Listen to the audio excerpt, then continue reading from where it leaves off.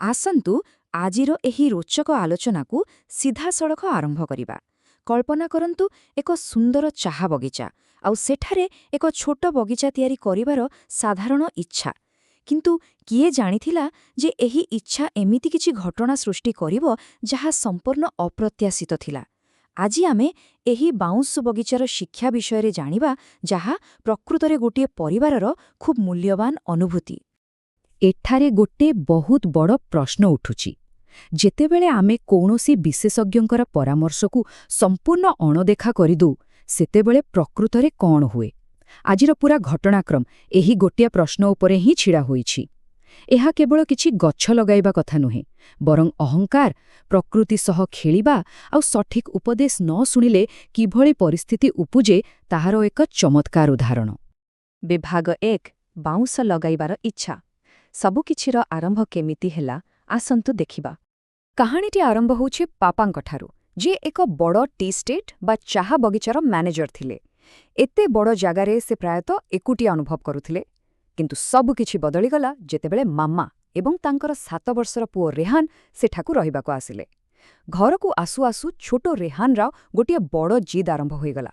ତାର କହିବା କଥା ଥିଲା, ଘରର ଚାରିପାଖରେ କେବଳ ବାଉଁଶ ଗଛ ହିଁ ଲଗାଯିବ।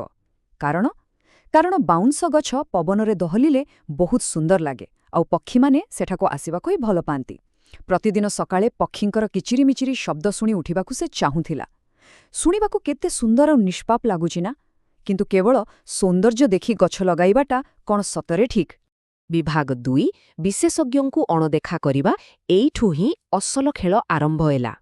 ଯେତେବେଳେ ଇଷ୍ଟେଟ୍ର ହର୍ଟିକଲଚରାଲ ମ୍ୟାନେଜର ଏହି କଥା ଶୁଣିଲେ, ସେ ସାଙ୍ଗେ ସାଙ୍ଗେ ଚେତାବନୀ ଦେଲେ। ତାଙ୍କ ମତରେ ବାଉଁଶ ଗଛ କେବେ ବି ଘର ପାଖରେ ଲଗାଯାଏ ନାହିଁ, କାରଣ ଏହା ଅନେକ ପ୍ରକାରର କୀଟପତଙ୍ଗ ଓ ଜୀବଜନ୍ତୁଙ୍କୁ ଟାଣି ଆଣିଥାଏ।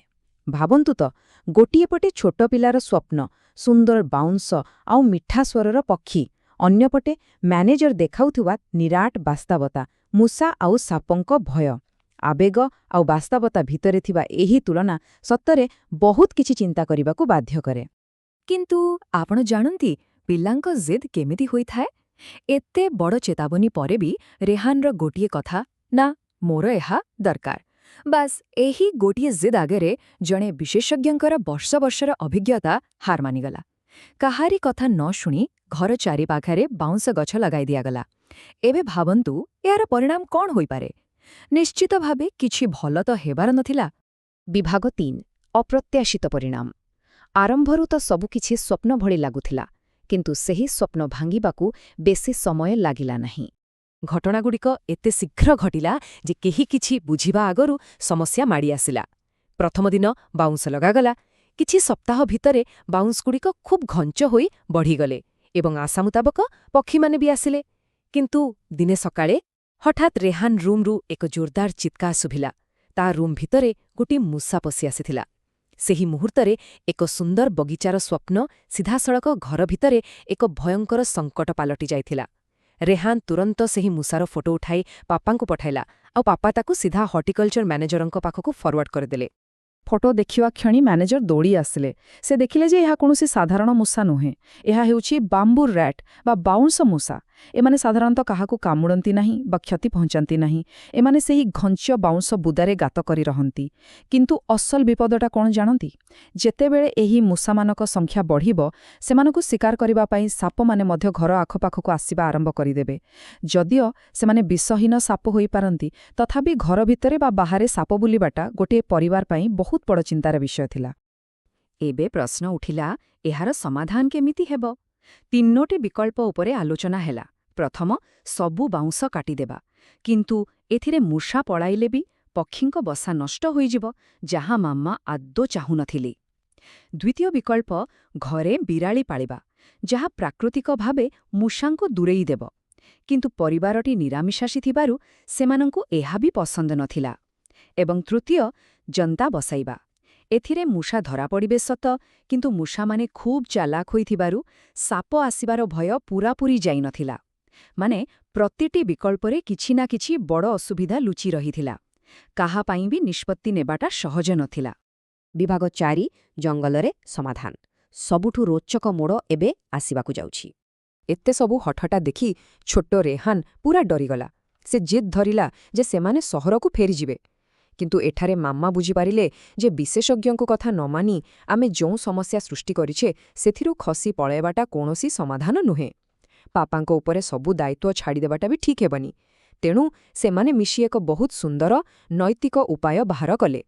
प्रथमे सांगे सांगे मूसा धरिबाकू जंता बसागला। तापरे सेमाने खरा दिन आसिबा जाए अपेक्षा कले, कारण खरा दिने पक्षी माने निज बसा छाड़ी चली जाती एवं शेषरे पक्षींक बसा खाली हेबा परे बिना काहारिकू क्षति पहुंचाई सेही बाउंस गछगुड़िकू सावधानतार सह उपाड़ी नहीं जंगल भितरे लगाइबार निष्पत्ति नियागला। आउ जानती सही गछ संख्या केते थिला? पूरा 125। एही संख्यारु ही आपण अनुमान करि पारुथिबे एहा केते बड़ काम थिला।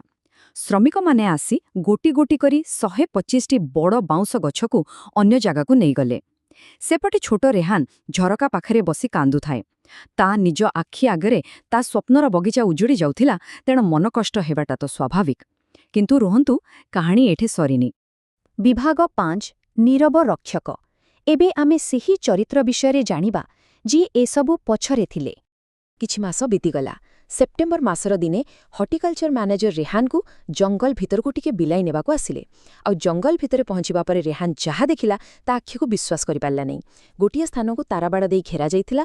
ता उपरे गोटिए बोर्ड लागिथिला जोथिरे लेखा थिला रेहान को बाउंस बगिचा। और सबुठु बड़ सरप्राइज थिला जे रेहान निज हातरे नंबर लिखिथिबा से 125 टी जाक बाउंस गछ सेठी ठिया होइथिले। गछरे आग भଳି पक्षींक बसा थिला आ पाखरे गोटिए सतर्क सूचना मध्य थिला, मूसा और सापंकठारो सावधान। सत्तरे एहा गोटिए मैजिक भଳି थिला। रेहानर स्वप्नर बगिचा ठीक सेमिति ही थिला, बस एबे एक सुरक्षित जगारे थिला। मामा इते खुशी होई गले जे से मैनेजरंकु एही अद्भुत काम पाई धन्यवाद जणाइले। किंतु सही समयरे मैनेजर एमिति किछि कहिले जहा समस्तंकु चमकाई देला। से कहिले एहा सारंको विचार थिला, मु केवल कार्यकारी कली। माने बुझी पारुछंती, जंगलरे बगिचा तयारी करिबाठु आरंभ करी पुअर मुहरे पुणी थरे हस फुटाइबा पर्यंत ए सबु किछि पापांकर ही मास्टर प्लान थिला। एहा ही हेउछि जणे प्रकृत लीडरंका परिचय। पापा संपूर्ण रूपे पर्दा पछरे रही काम करुथिले। जेतेबेले समस्या आसिला से पाटितुंड कलेनी, काहा उपरे विरक्त हेलेनी किंबा माम्मांक सह जुक्ति कले नाही। से केवल गोटे कथा कहुथिले, जोंथरे तुमको खुशी मिलिबो। तांकर गोटे नीरव लक्ष्य थिला परिवारर खुशी आउ समस्ते एकाठी रहिबा। से काहाकू दोष न देई निज आड़ू एभଳି एक चमत्कार समाधान बाहर कले।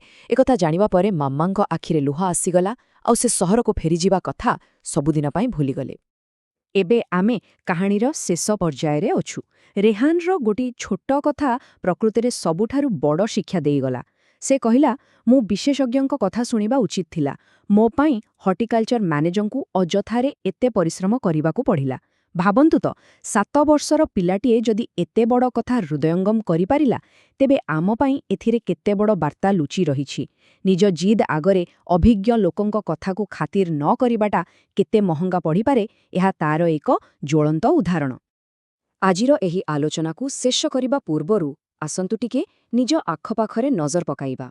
आम जीवनरे एमिति अदृश्य रक्षक बा नीरव परामर्शदाता किए अछंती? हुए तो आम परिवाररे, सांगसाथींक भितरे बा कर्मक्षेत्ररे एमिति किए थिबे जो माने बिना कोनोसी श्रेय नेबार आशारे पछरे रही आम समस्यार समाधान करुथिबे। अनेक समयरे आमे सेमानंकर उपदेशकू अणदेखा करिदेउ, किंतु सेही नीरव समर्थनकू चिन्हिबा आउ सम्मान करिबाटा नितांत जरूरी नुहे कि? तेबे आजि पाई एतिकी। निश्चित भावे चिंता करंतु आपणक जीवनर सेही नीरव रक्षक जनक किए। आमर एही विश्लेषण आपणकू निश्चय एक नुआ दृष्टिकोण देइथिबा बोली आमर आशा।